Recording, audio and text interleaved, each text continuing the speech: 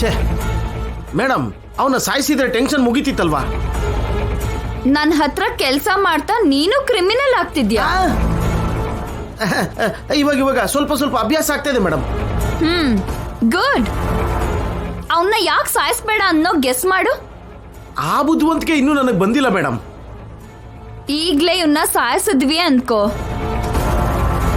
ದಿವ್ಯಾ ಅವರು ಇವನ್ ಮೇಲೆ ಆಸೆ ಕೈಬಿಟ್ಟು ಆರ್ಟಿಸ್ಟ್ ಮೇಲೆ ಫೋಕಸ್ ಮಾಡ್ತಾರೆ. ಹಾಗೆ ಆಗ್ದಾಗೆ ಒಬ್ಬ ಫೇಕ್ ಬ್ರದರ್ನ ಸಿಸ್ಟರ್ನ ವಾರಸ್ದಾರರು ಅಂತ ಹೇಳಿ ದಿವ್ಯಾ ಅವ್ರನ್ನ ನಂಬಿಸಿದ್ವಿ ಅನ್ಕೋ, ತಕ್ಷಣ ಯಾಗನ ಶುರು ಮಾಡ್ತಾರೆ. ಫೇಕ್ ವಾರಸ್ದಾರರು ಮಾಡಿದ ಯಾಗಕ್ಕೆ ಯಾಗ ಫಲ ಶೂನ್ಯ ಆಗಿದ್ದಕ್ಕೆ ದಿವ್ಯಾ ಶಾಪದಿಂದ ಸತ್ತೋಗ್ತಾಳೆ. ಹೇಗಿದೆ ಪ್ಲಾನ್? ಎಲ್ಲ ಚೆನ್ನಾಗಿದೆ, ಆದ್ರೆ ಅವರೇ ವಾರಸ್ದಾರರು ಅಂತ ದಿವ್ಯಮ್ಮನ್ ಹೇಗ್ ನಂಬಿಸ್ತೀವಿ? ಈ ಅಸಿಸ್ಟೆಂಟ್ ಹತ್ರ ಹೇಳಿಸ್ತೀನಿ. ಇವನ್ ಯಾಕೆ ಹೇಳ್ತಾನೆ ಮೇಡಮ್? ಇವನಿಗೆ ಆರ್ಟಿಸ್ಟ್ ಅಂದ್ರೆ ಪ್ರಾಣ. ಅವನ್ನ ಸಾಯಿಸ್ತೀವಿ ಅಂತ ಬೆದರಿಸಿದ್ರೆ ಬಾಯಿ ಮುಚ್ಕೊಂಡು ನಾವ್ ತೋರ್ಸೋ ಫೇಕ್ ಬ್ರದರ್ ಅಂಡ್ ಸಿಸ್ಟರ್ ಅಸಲಿ ವಾರಸ್ದಾರರು ಅಂತ ಇವನ್ ಹೇಳ್ತಾನೆ. ಆಮೇಲೆ ಅವನ್ ಬಾಸ್ನ ಒಟ್ಟಿಗೆ ಸಾಯಿಸ್ಬಿಡೋಣ. ಸೂಪರ್ ಮೇಡಮ್, ತಕ್ಷಣ ಕೆಲಸ ಮಾಡಿ. ಅವಸರ ಯಾಕೆ ಅನಂತು? 2 ದಿನ ಅವನು ಕತ್ಲು ಕೋಣೆಲಿ ಒದ್ದಾಡ್ಲಿ, ಆಗ್ಲೇ ಅಲ್ವಾ ನಾವಂದ್ರೆ ಅವನಿಗೆ ಭಯ ಇರತ್ತೆ. ನಾವೇನ್ ಹೇಳಿದ್ರು ಮಾಡ್ತಾನೆ. ನಿಜನೇ ಮೇಡಮ್.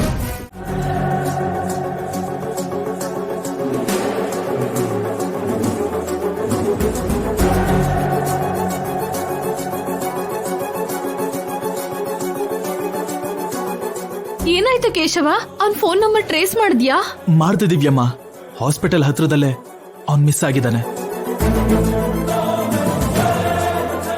ಆ ಲೊಕೇಶನ್ ಅಲ್ಲೇ ಫೋನ್ ಸ್ವಿಚ್ ಆಫ್ ಆಗಿದೆ, ಎಲ್ಲಿವರೆಗೂ ಆನ್ ಮಾಡಿಲ್ಲ.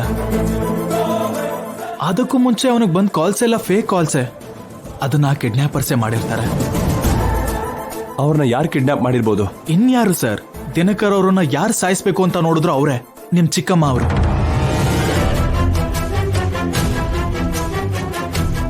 ಏನು ಚಿಕ್ಕಮ್ಮ ಇದನ್ನೆಲ್ಲ ಮಾಡ್ತಿರೋದಾ? ಹೌದು ಅಣ್ಣ, ಶಾಪದ ಹಾಗೆ ಅವಳು ಕೂಡ ನಮ್ಮನ್ನ ಹಿಂಬಾಲಿಸ್ತಿದ್ದಾಳೆ. ಅವ್ರಿಗೆ ಎಷ್ಟೇ ವಾರ್ನಿಂಗ್ ಕೊಟ್ಟರು ಅವ್ರು ಬದಲಾಗ್ತಿಲ್ಲ. ದ್ವೇಷ ಬೆಳೆಸ್ಕೊಂಡಿರೋ ವ್ಯಕ್ತಿಗಳು ಯಾಕೆ ಬದಲಾಗ್ತಾರೆ ಸರ್?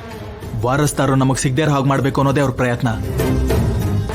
ಇದು ಕೇವಲ ವಾರಸ್ದಾರಿಗೋಸ್ಕರನೇ ಅಂತ ನನಗೆ ಅನ್ನಿಸ್ತಿಲ್ಲ ಕೇಶವ. ಚಿಕ್ಕಮ್ಮ ನಮ್ಮನ್ನ ಇಷ್ಟು ಕ್ಲೋಸ್ ಆಗಿ ವಾಚ್ ಮಾಡ್ತಿದ್ದಾಳಂದ್ರೆ ಖಂಡಿತವಾಗ್ಲೂ ಆ ವಾರಸ್ದಾರು ಯಾರೋ ನಮಗ್ ಗೊತ್ತಿರೋರೇ ಆಗಿರ್ತಾರೆ.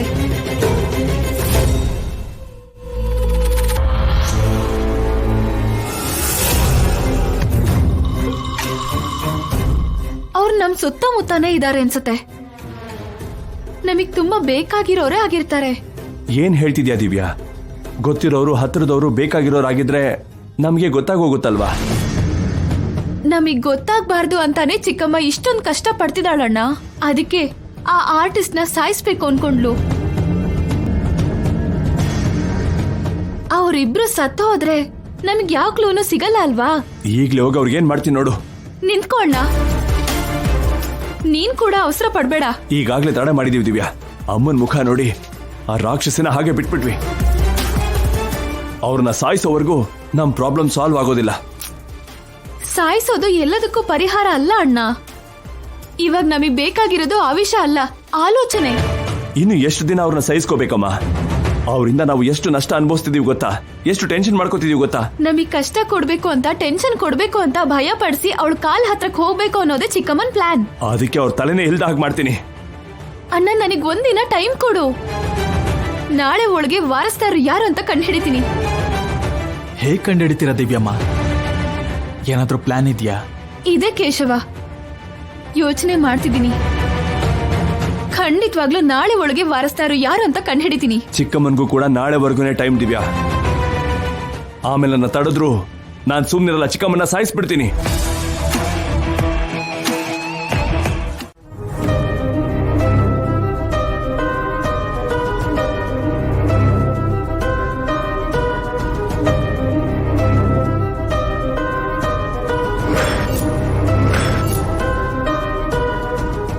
ಅವ್ರು ನನ್ನ ಎದುರುಗಡೆನೇ ಇದ್ದಾರೆ ಸರ್. ನೀವು ಹುಡುಕ್ತಾ ಇರೋ ವ್ಯಕ್ತಿ ಸರ್.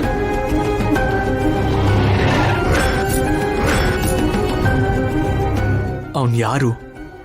ನನ್ ನೋಡಿ ಯಾಕೆ ಶಾಕ್ ಆದ? ಅವನ್ ಏನ್ ಹೇಳ್ಬೇಕು ಅನ್ಕೊಂಡಿದ್ದ ನಂಗೆ? ಫೋನಲ್ಲಿ ಯಾರ ಜೊತೆನೋ ಮಾತಾಡು ಅಂದ. ಅವನ್ನ ಯಾರು ಕಿಡ್ನಾಪ್ ಮಾಡಿದ್ದು? ಎಲ್ಲ ಮಿಸ್ಟ್ರಿ ಅನ್ನಿಸ್ತಾ ಇದೆಯಲ್ಲ.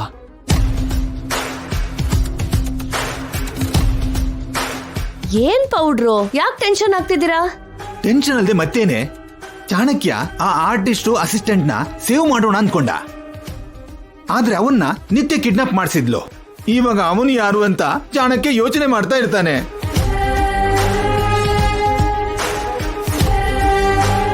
ಅದ್ರಿಂದ ನಮ್ಗಾಗೋ ನಷ್ಟ ಏನು?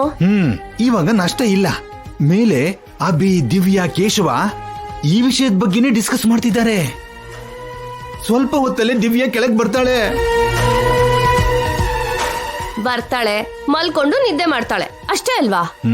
ಹಾಗೆ ಮಲ್ಕೊಂಡು ನಿದ್ದೆ ಮಾಡ್ದೇನೆ ಇನ್ನು ನಿದ್ರೆ ಮಾಡ್ದಿರೋ ಚಾಣಕ್ಯನ ಯಾಕೆ ನಿದ್ದೆ ಮಾಡ್ತಿಲ್ಲ ಅಂತ ಕೇಳಿದ್ರೆ, ಚಾಣಕ್ಯ ನಡೆದಿದ್ದನ್ನೆಲ್ಲ ಹೇಳಿದ್ರೆ ದಿವ್ಯಾಗೆ ಚಾಣಕ್ಯ ವಾರಸ್ದಾರ ಅಂತ ಗೊತ್ತಾಗೋಗುತ್ತೆ ಅಲ್ವಾ?